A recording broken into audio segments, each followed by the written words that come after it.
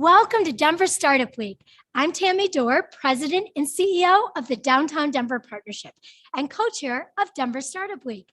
This year marks the 10-year anniversary of Denver Startup Week. DSW has been the catalyst for lots of change over the past decade. And this week, we're coming together to celebrate the past and dream big for the future. We are able to bring Denver Startup Week to this community thanks to our 2021 sponsors. Thank you to our HQ and title sponsor, Amazon, and our title sponsors whose leadership makes this week come to life. Capital One Cafe, Downtown Denver Partnership, Fluid Truck, Hotel Engine, and WeWork. And our track sponsors who have made all of the great content you're hearing today possible, our founder track sponsor, Kickstart, growth track sponsor, Friday Health Plans, developer track sponsor, Quizlet, product track sponsor, Palantir, our designer track sponsor, Battery 621, and the Public Works, people track sponsor, Exactly, and spotlight event sponsor, Strat Labs. Our headline event sponsors are bringing the excitement to the week.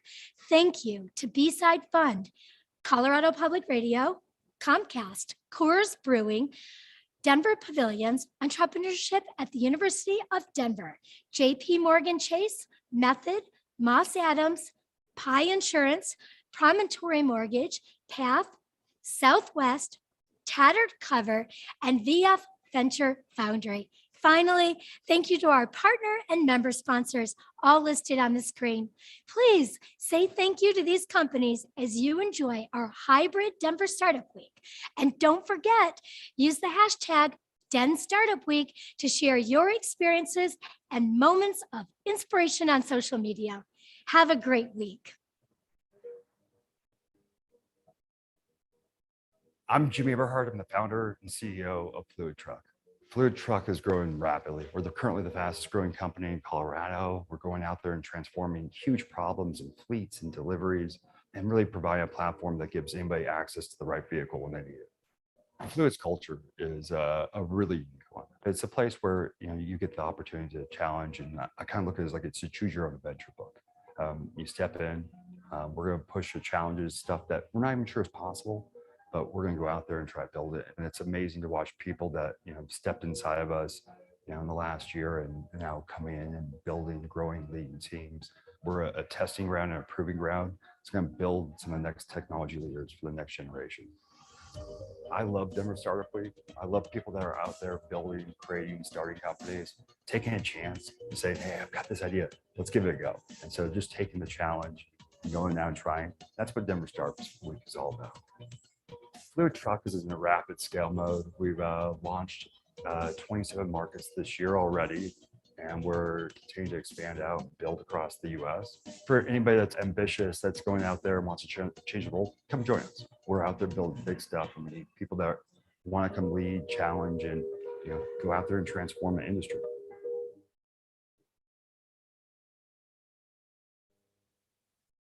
At Comcast, we believe entertainment shouldn't have to be seen. Movies with video descriptions. A massive dinosaur foot stomps down into the mud. Or heard. To be experienced. That innovation can begin with the sound of your voice. Kids movies.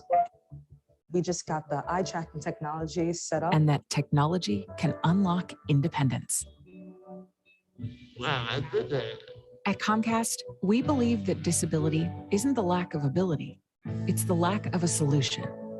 Because when you strive to make products more inclusive, you help everyone get closer to what matters most.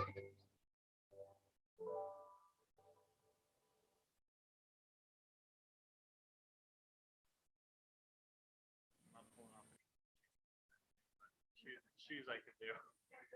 Welcome to this amazing panel and conversation around the outdoors, indoors. Thanks to Red Bull and everyone here at Denver Startup Week. Hope you're having a great one. I want to introduce our panelists first and foremost. Before we get to that, we want to remind you about Red Bull Basement.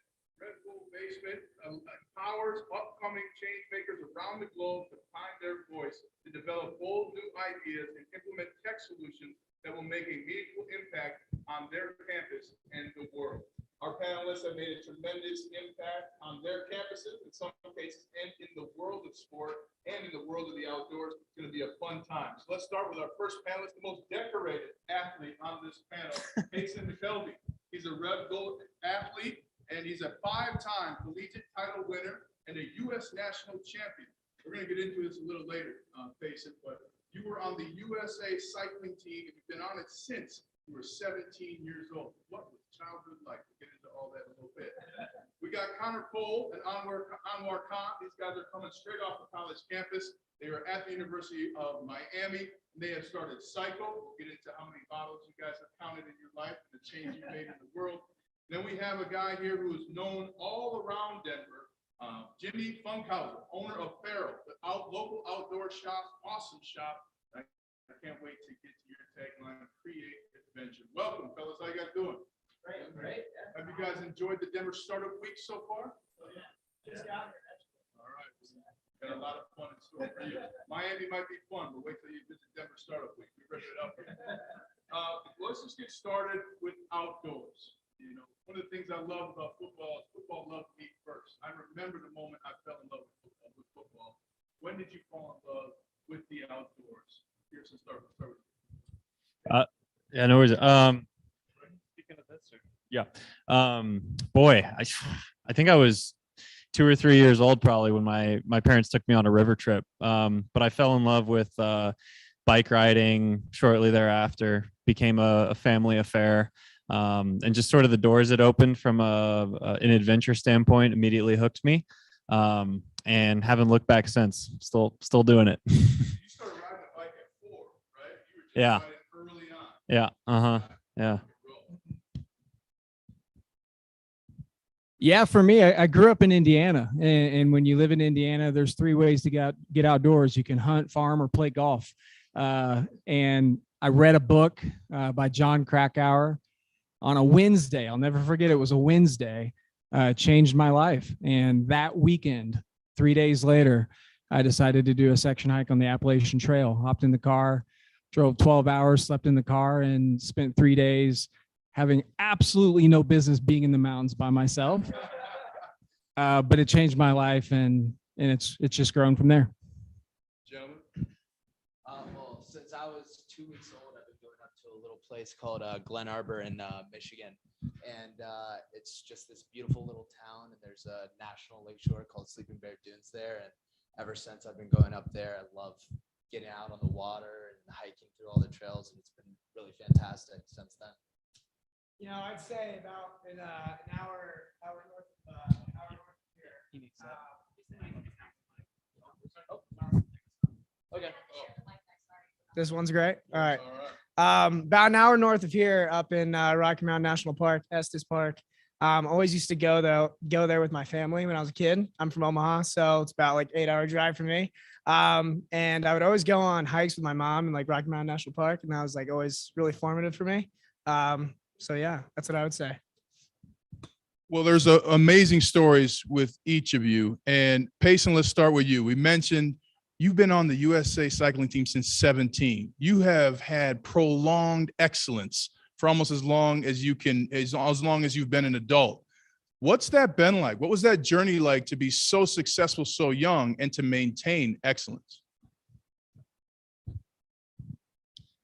Well, to be honest, it's success, I guess, is kind of a journey. Because when I was 16 or 17 years old, I thought I was pretty successful because I, got to go to Europe with the national team and all that sort of thing. But as you go, you kind of redefine success. I'm sure you can relate to that. We can all probably relate to that. So that's probably what has kept me engaged and hungry. Is you find new goals, find different meanings for success personally.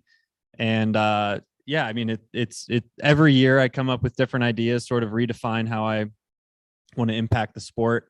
And that's kind of been one of the ways that I've been able to be more innovative in the sport, I suppose, is kind of turning my back on what is traditionally considered success in the sport and trying to define new ways, which has been exciting and motivating, and why I feel like I'm still just getting started. So.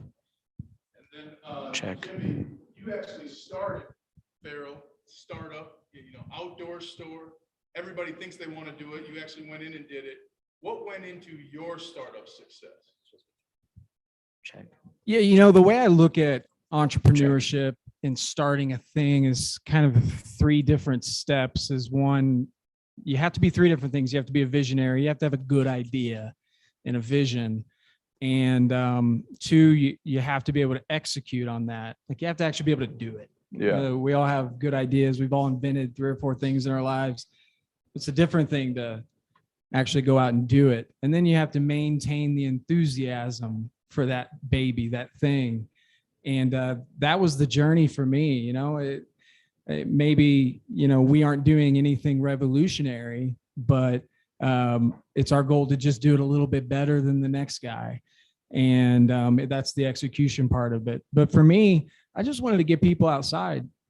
You mentioned our mission statement. It's really simple. It's create adventure. That's what matters to me. I've always been that guy that wants to drag you out to the mountain and show you a new experience. And that's what outdoor gear shops do. If you decide tomorrow you want to go backpacking for the first time, first step might be a Google search, but the second step is you got to go talk to somebody. You got to figure it out. And I love doing that. I love sharing the mountains here or the other outdoor experiences in other places with people that just don't have those experiences. That's what gets me going. Now, you said you have to execute. What was the toughest thing you had to execute when you started Faro? Like, did you have to call people on the phone? Was it merchandising and things like that? What was the actual, the biggest thing when you got done with it? You're like, all right, now we can be successful. Yeah, I think most small business owners would tell you the hardest part is getting someone in the front door. You got a great idea. You think you're doing it better than everybody else. You think you're presenting the universe with this great product or this great store. That doesn't mean people are going to show up, right? You have to get scrappy. You got to figure out, how do I connect with people? The world is more flat than it's ever been, and we have more channels to connect with people. But also that means people are being bombarded with more information every day. How do you cut through the noise? How do you connect with people? There was a time where it almost felt like more people knew about us across the country than did in our own neighborhood. So you have to sometimes just figure out, how do you go knocking on those doors? How do you find those people? And that's always the biggest challenge, is going from idea to execution to convincing everybody else that you've got a good idea and that you're executing at a high level. Connor and Anwar, you guys went from idea to execution before you even graduated, and it started your idea of Cycle. What is Cycle? So essentially what Cycle is, it's a mobile app and then an actual reverse vending machine is what they're called, platform where we reward people for their recycling. So essentially what that means is you have a bottle or can, it's empty. You walk up to a reverse vending machine, which we put on campuses and in stadiums and in concert venues. You put the bottle into the machine, you press done, a little QR code pops up, you scan it with your phone, and then you're instantly reimbursed for recycling. And that's a way that you can keep track of your recycling, in a way that we can partner with people like Red Bull to reward you for actually recycling. And where did you get the idea of that reverse vending machine? I mean, that's a term I've never used as an adult, and I understand what it is at the same time. How'd you come up with that idea? No, absolutely. So we started it actually in our dorm room, our freshman year. We were just actually walking in the hall. We had this plastic water bottle in our hand. We go, someone should pay someone to recycle this, right? And we looked at, okay, well, where are recycling rates most successful? You look at states that have what's called a bottle bill, and that's like a piece of legislation that says this aluminum can or plastic bottle, that's worth something. That's worth 10 cents. And in places that have that, they have these reverse vending machines. You look at places like Oregon, they have 90% recycling rates. New York has a program, Michigan. These are all really successful recycling programs in Europe, and they've been so successful because they have this piece of hardware and super high incentives for people to come back and recycle. So we took that thesis, and then we said, okay, how can we bring this to a state that maybe doesn't have that legislation, and see if we can make, cool incentives to make people come and recycle. I thought the University of Miami people just partied. You didn't actually go to school, but you partied and made money at the same time. You should hear the incentives we have in place. You get free Speedo with it down there in South Beach? You call it that. Oh, all right. Now, tech has affected each of you in your endeavors. Payson, let's start with you. Looking up some of your rides and things like that, I mean, just being able to see riders throughout a ride and some of those endurance rides that you've done as well. How has tech changed your sport and your profession in your life? Yeah, I mean, traditionally, bike racing is a spectator sport in Europe, but not in the United States, really. And the United States has always struggled with that. And sort of what folks have realized the last 5 or 10 years is that here in the States, it's a participation sport, and there's a lot of opportunity there. So for someone like me that enjoys doing traditional racing, but also wants to like see if I can ride coast to coast in Iceland in less than a day, come up with some crazy idea like that. I want to be able to share that. The central part of Iceland, for example, is completely devoid of life. Like there's nothing out there. There's definitely no spectators. So how do you share that experience? And that's where techs really come in. So there's all kinds of stuff, you mentioned tracking devices. People can kind of watch, your progress as you go throughout the day. And it's surprisingly shocking, watching someone's progress as they trek across an entire country. Obviously, the supercomputers in our pockets have completely changed everything we do. So we had a couple follow vehicles that were posting live video throughout the ride. And then of course, just good old fashioned storytelling through filmmaking. That goes such a long way to this day. So kind of what I've realized over the last year or two is to share these sorts of rides or races or physical challenges in a way that might inspire others to go do similar things or push themselves in the outdoors. Taking a multifaceted approach is really key. So making a film, having some sort of live tracking going on, having updates on social media while it's happening, trying to, hit a whole bunch of different avenues can really make for a surprisingly immersive experience, even when you're in the middle of the Highland Plateau of Iceland. Yeah. Well, and I want to bring up, because you bring up an amazing opportunity for people to see. I think sometimes when you want to be great at something, other people say, oh, okay, you talk about social media posts. Well, you're not doing a ride to post on social media. You've never wanted to be a cyclist to post on social media. But, that pressure is there. But what was it like to start to get recognition from Red Bull and others for your activities, for your excellence? Yeah. It hasn't really felt like pressure. It's felt more like opportunity, because I've come to realize what it can mean to folks. The explosion we've seen in bike riding, especially in the last year and a half during the pandemic, has been really staggering. And it's really neat to be a somewhat of a leader in that space and be able to show people what's possible on the bike. Like you can see the world by bike, whether that means you go ride, the Cherry Creek Hike and Bike Trail here, that's adventure for some folks. I was actually talking to Reggie Miller, the Hall of Fame basketball player, earlier this year, and he talked about the reason that he got into mountain biking is because it showed him his backyard in the Malibu Hills, and he didn't even know how beautiful the area was behind his house.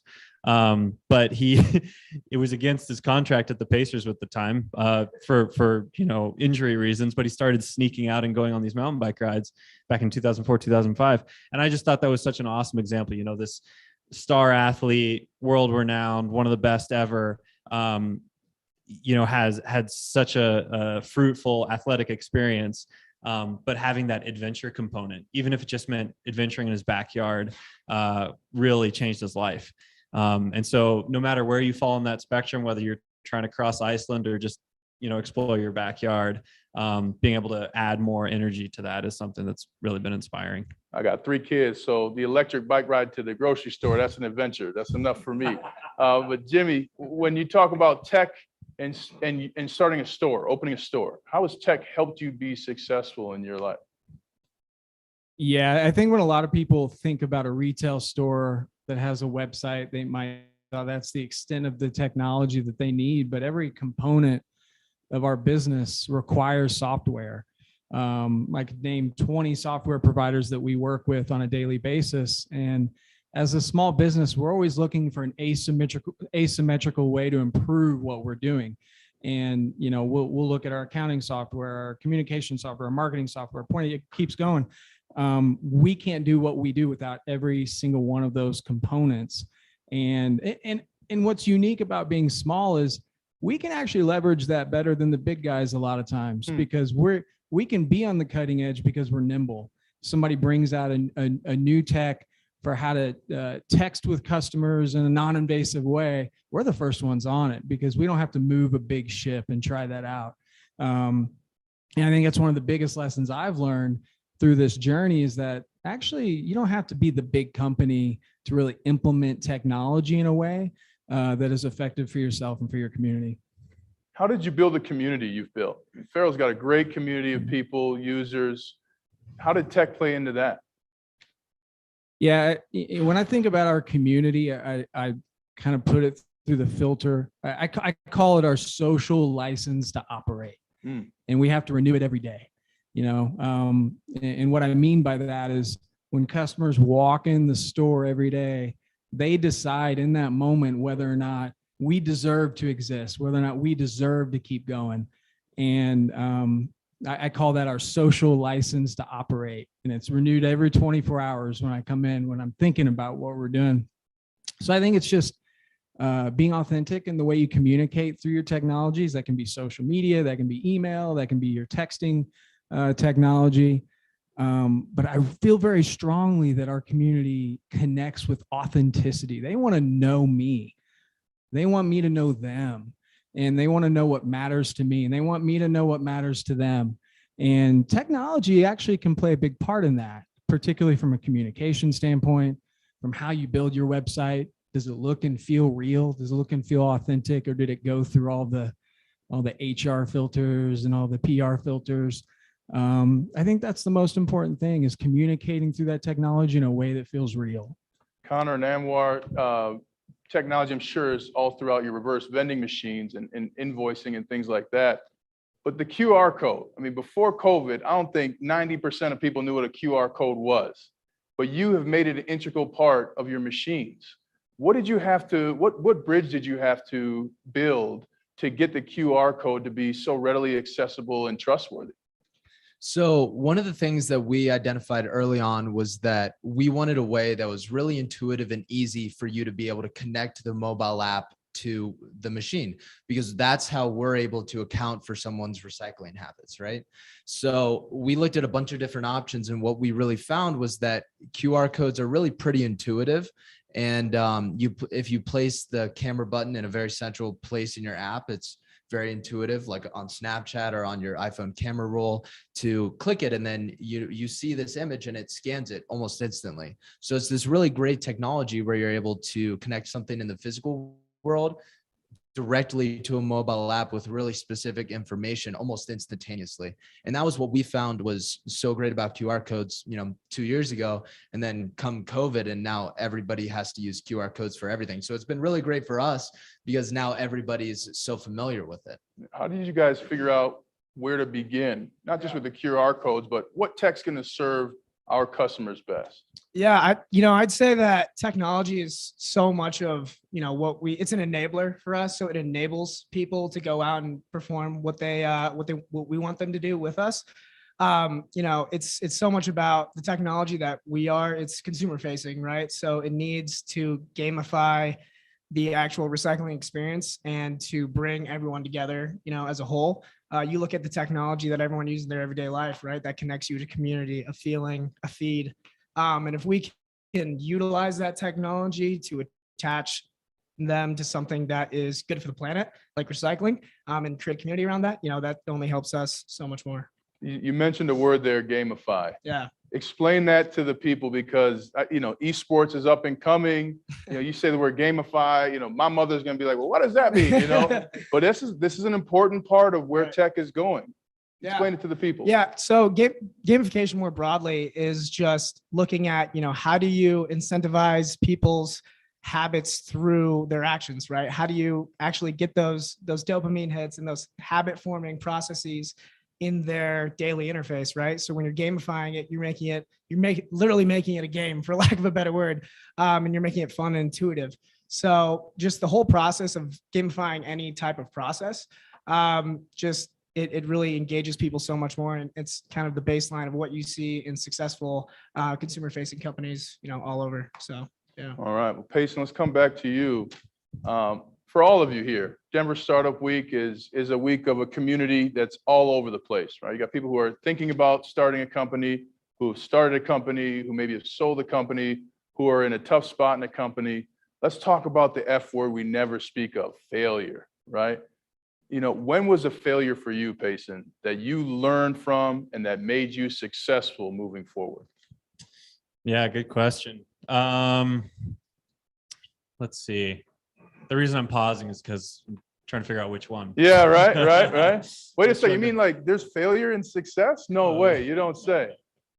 Yeah. It's funny in bike racing, it's not like more mainstream sports where, say you win 7-8 one year in one of your NFL seasons, that's not a great year. That's not Super Bowl year. No. In cycling, if you win half of your events, you're the best in the world. Like no one does that. And so as a sport, it's very much a teacher. It teaches you very frequently. But I guess one that would come to mind is I was still doing World Cup racing in my late teens, early 20s, and really kind of beating my head against the wall because it's very European based. Frequently requires living over there, very different style of racing, short man-made courses. And I wasn't feeling particularly inspired by it. And also I found that I wasn't physically all that suited to it. I'm much more suited to longer distance stuff. And I had this really, really hard race where basically I finished towards the back of the pack when I expected to do much better. And I kind of finally was at the point where I had to look in the mirror and ask myself, what are you getting out of this? Is this the trajectory that you want to be on? Do you feel comfortable with this? And I wasn't totally willing to turn my back on it at that point, but I finally opened my mind to trying different styles of bike racing. And that's when I got into more of the long distance stuff, the 50-mile stuff, the 100-mile stuff, and even longer. And that's what you prefer now, right? You 100%. Enjoy those. Absolutely. And it just kind of clicked for me. And I realized that, if some of these European World Cup racers come do an event, 100-mile event, we're pretty evenly matched. And oftentimes I'll even get the better of them. And it took that moment of extreme frustration to try something else and have that open a door and realize not only am I better suited to it physically, but emotionally, I love it way more. It opens all kinds of adventure-oriented doors, and I just really haven't looked back since. That is awesome. Yeah, that's awesome. Jimmy? If you're never failing, your business probably is not that interesting.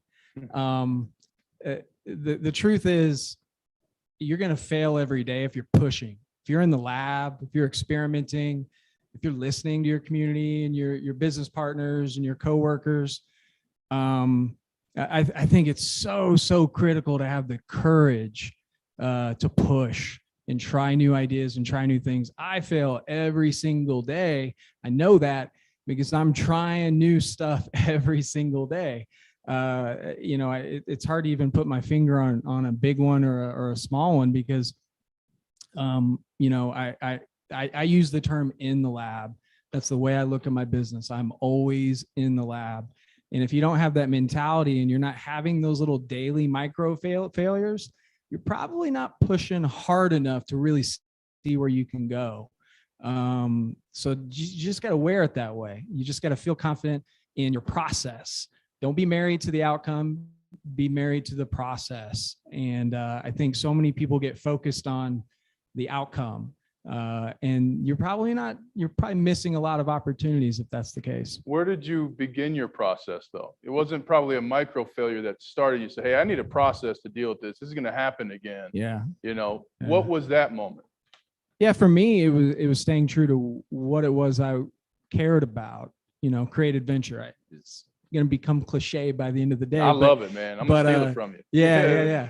No, business card. Every decision I made would go through that filter. Is this helping us create adventure for people or is it not? If it's not important. It's not relevant. And even if some of those failures were in the interest of pushing towards that, we'll take it. As long as what you're doing is directionally the right thing or the right vision or the right idea, take your hits, pivot, figure it out, do something different, say, I screwed up. That was a mistake, whatever, doing it. I'm going to try something tomorrow. So it's that process for me of staying focused on what matters to me. And that's trying to create adventure for people. Before we get to where Cycle did, fail and had to build a bridge over, how about the failure of people to recognize the potential of your idea? Tell us about a story of somebody maybe failed to realize where Cycle could make an impact, or that people would use those reverse vending machines and would help you collect 17,000 bottles.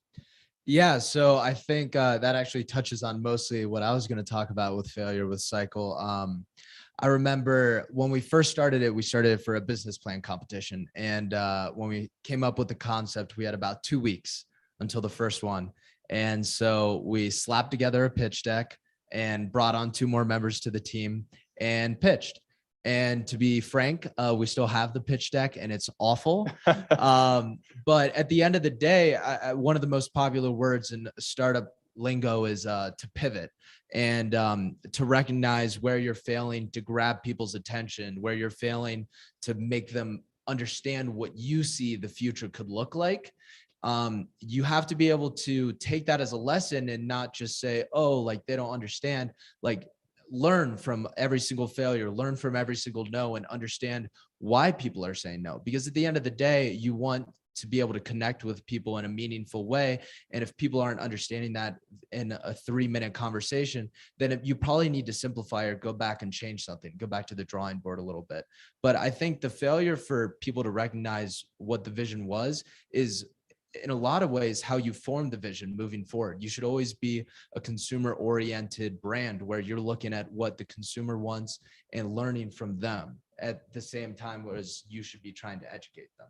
And what about in the company? Was it growth, hiring, distribution, manufacturing? What did you guys have to overcome to be successful? When we started this thing, we were freshmen, right? And finding a manufacturer to, work with a bunch of University of Miami freshmen to buy, complicated hardware technology. It took, a lot of calls at a lot of different manufacturers. At one point, I just had to call their office in Germany.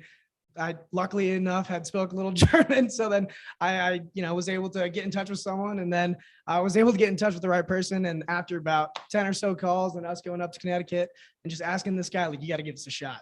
And they finally did. So just getting people to actually say, okay, these guys can actually give it a shot. And then I would say another instance, we were going to launch in March of 2020, right before spring break. So we'd put the machine on campus. It was ready to go. We were going to have a whole launch party, and spring break happened and no one came back from spring break. So we were like, dang, all right. So we got to push this back about 8 months. And then we spent all that time developing the app further, getting it going. We're finally back on campus. There's about half the kids on campus. We're like, all right, let's do this. So we do it, and super excited. Everyone on the team is, ready for it. And then I remember we launched it, and then I get about a third of the people, not everyone, but about a third of the people were texting me like, I can't sign up for an account on the app. I go, oh my gosh. So, but, we're able to just overcome that. And it is, just a constant failure and failing forward. So it's been a big part of it, and been a great, phenomenal learning experience overall. So. And you all survived. Amazing. Yeah. You survive after failure. It's something I think people are so terrified to even try. But let's talk about a different type of success now. Now that we went all the way down, let's go higher than maybe even people saw.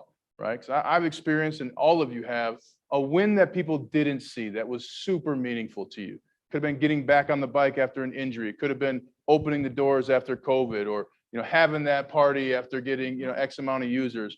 What was that moment that maybe everybody else didn't see, but that to you was like, I got this, we've got this, and we're rolling? So one of the first big wins we got was we participated in a couple of business plan competitions at the actual University of Miami, and we actually ended up winning the undergraduate track our freshman year, and that was a really big win, and it was kind of public. And then after that came the discussions. Well, okay, now that we've won this, let's put a machine on campus. Let's actually try it out in the real world. And the process of us speaking with faculty and going through all of the different layers of bureaucracy, whether you're talking to facilities, whether you're talking to the people that run the specific school at the university to place the machine, Alumni donations. alumni donations, everything. Well. Yeah, exactly. And one of the wins that nobody really saw was after about, I think, 3 to 4 months of consistent meetings and following up on emails that didn't get responded to, we finally got the yes to put a machine on campus. And that was really a moment that was quite private for the team, but it was one of those huge wins where you're like, finally, like we got that big yes, we're going to get that chance to try it out. And then from there, it was just a sprint to getting it done and trying to do it the best that we can possibly deliver it. Got that win on my birthday. And you got it on your birthday. It was on his birthday. We got all right, the call. So you got a spring break, you had a bad spring break, but a great birthday. All right, that's fair. All right, Jimmy, a success that people didn't see that you had. You nailed mine. Reopening after COVID. Everybody in this room has experienced some level of uncertainty over the last 18 months. And, when we went into shutdown and we had to close our doors, we didn't know, was it going to be 48 hours, 48 days? Was it going to be forever? And I remember the next morning, I walked over to the shop, empty shop, no coworkers, no customers. And I sat in the middle of the store and just cried because I didn't know what to do. And entrepreneurs want to do things. Yeah. They want to provide answers. They want to charge. I had nowhere to charge. I had no direction to go. I didn't know what to expect. And, we navigated that 6 weeks administratively. And then we opened the doors back up 6 weeks later. I had no idea what to expect.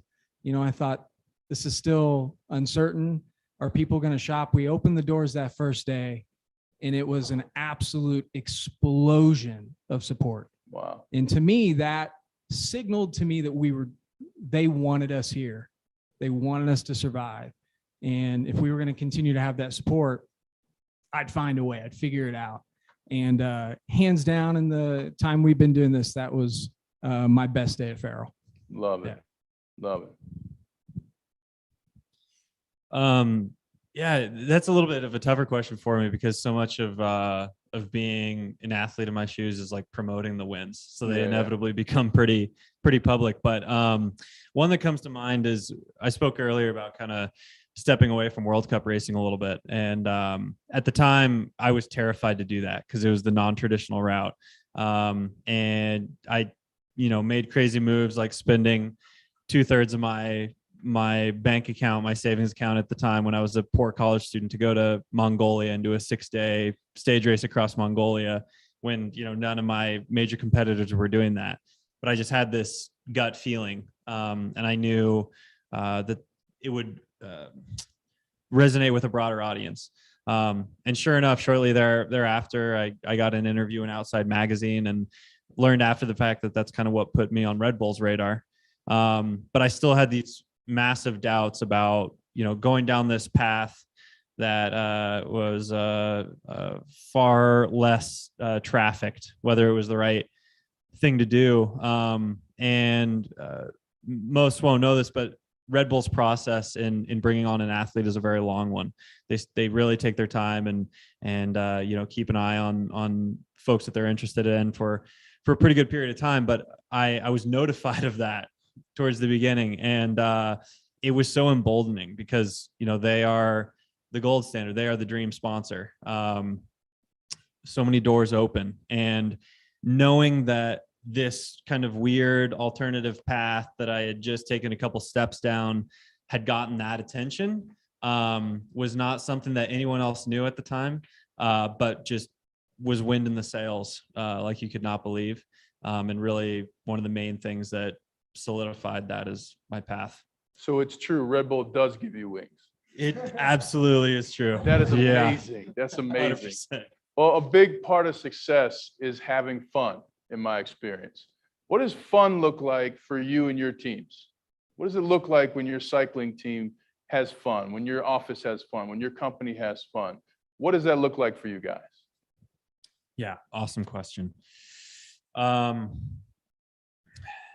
think for those in my village, which is a pretty diverse one, we've got the support network comes from all walks of life and has all kinds of roles, but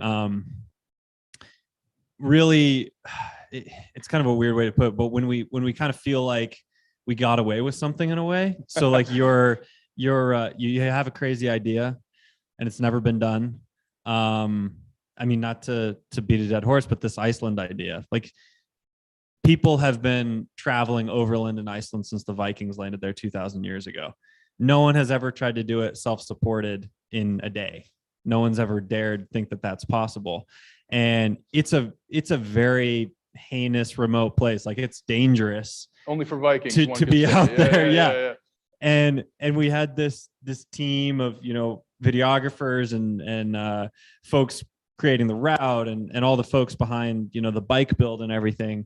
And there were massive doubts, and, it can get pretty dicey, when you're out there in the elements, but then to get to that southern shore, in the dark and hear the thundering waves of that south coast and just sort of bask there in the moment where, the violence of the 24-hour effort beforehand finally was put to rest, just kind of looking around at everybody and almost having to kind of laugh, like, yeah, we got away with that.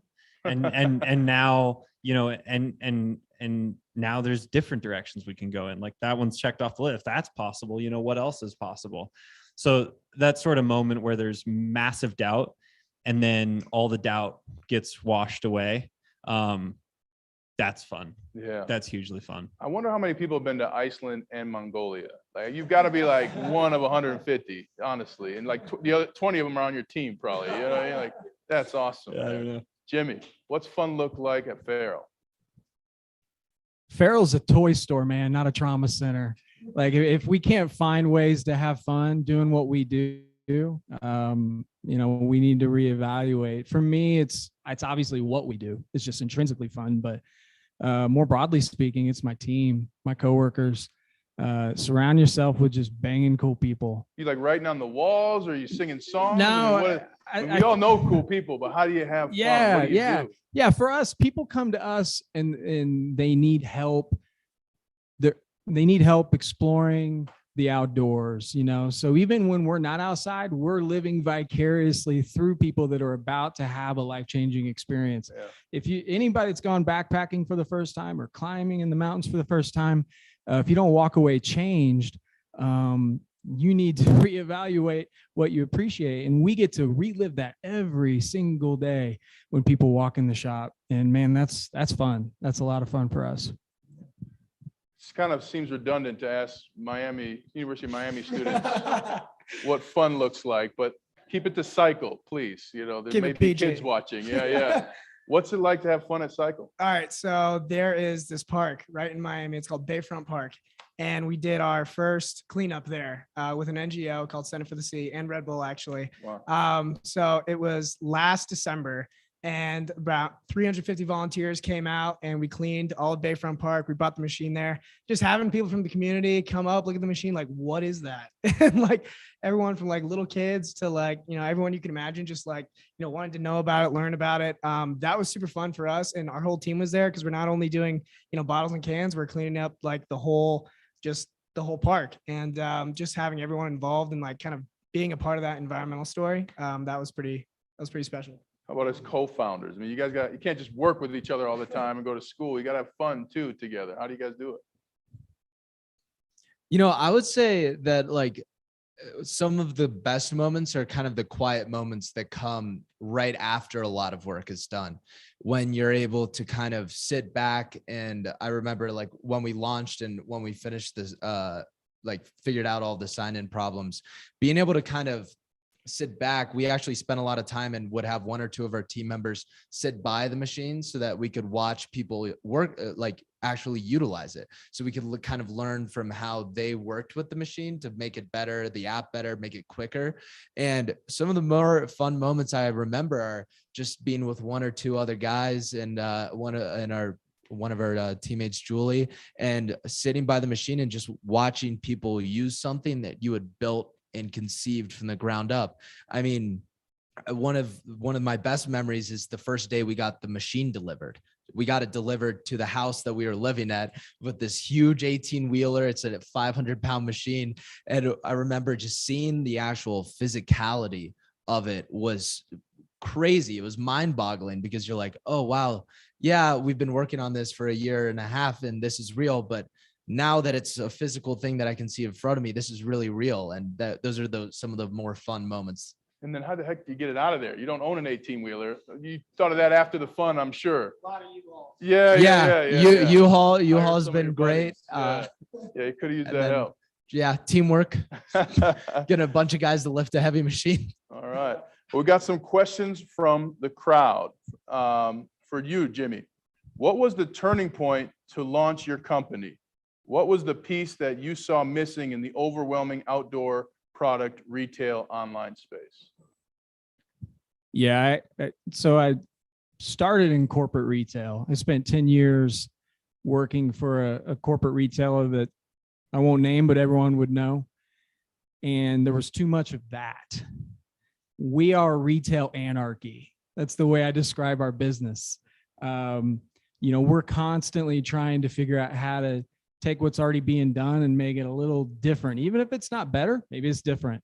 And I remember the very first trade show I went to, I was walking around just trying to convince brands that we were a real thing and they should let us sell their stuff. I continued to see this thin veiled corporate layer over everything. And I wanted to get rid of that. I wanted to be authentic. I wanted to be different. I wanted to be edgy. And that's when we started to find our voice, when we realized that is how we wanted to be different. No rules, no return policy, none of the nonsense that you walk into a store and see aisle finding signs and things divided by gender and all that stuff. Like, we just wanted to be different.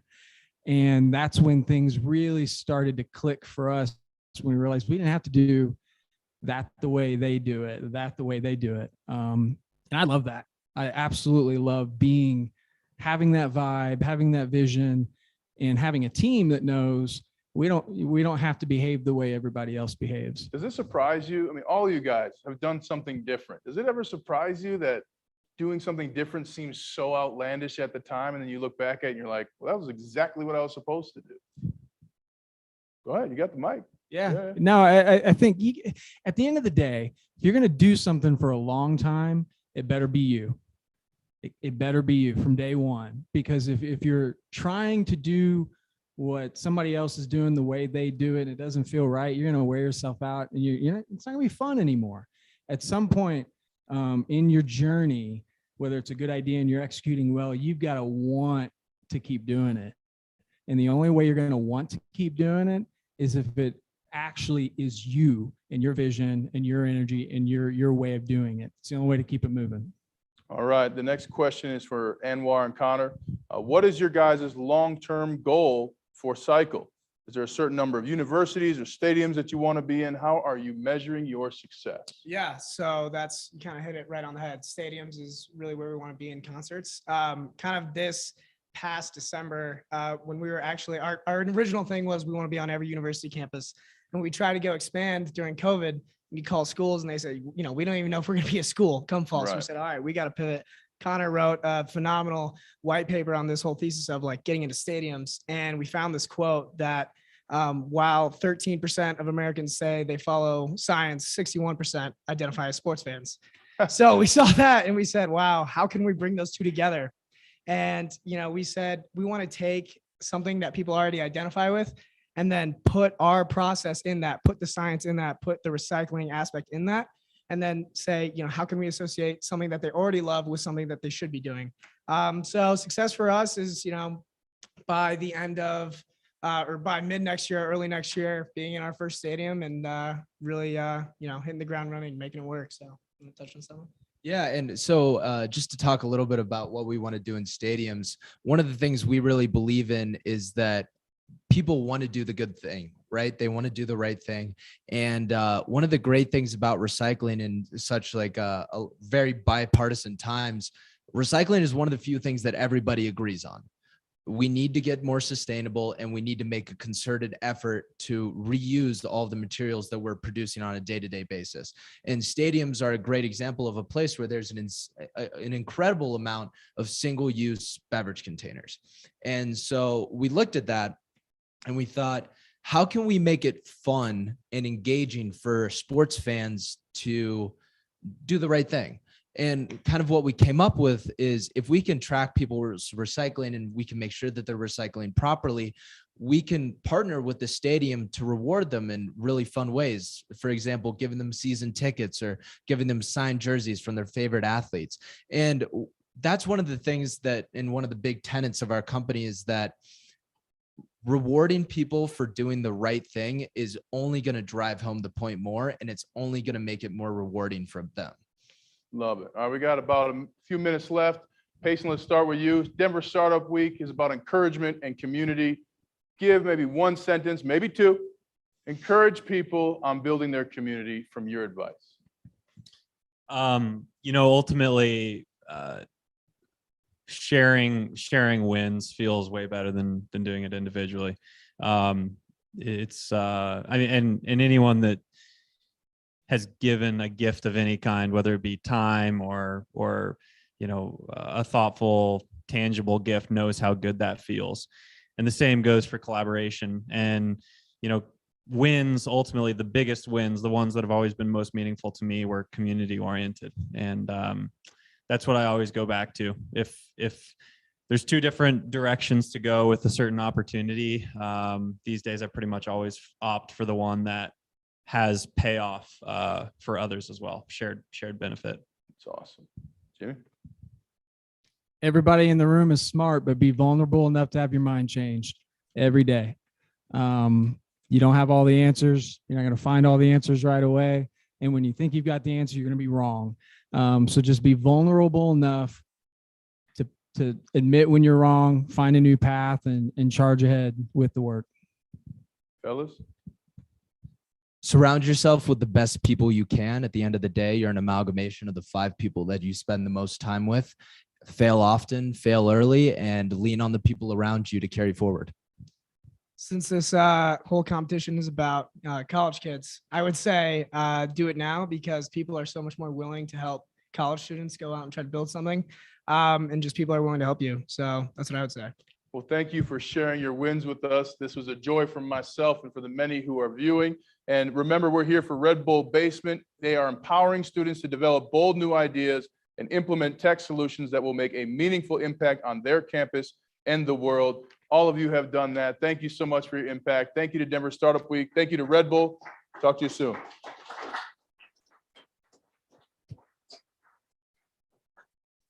All right.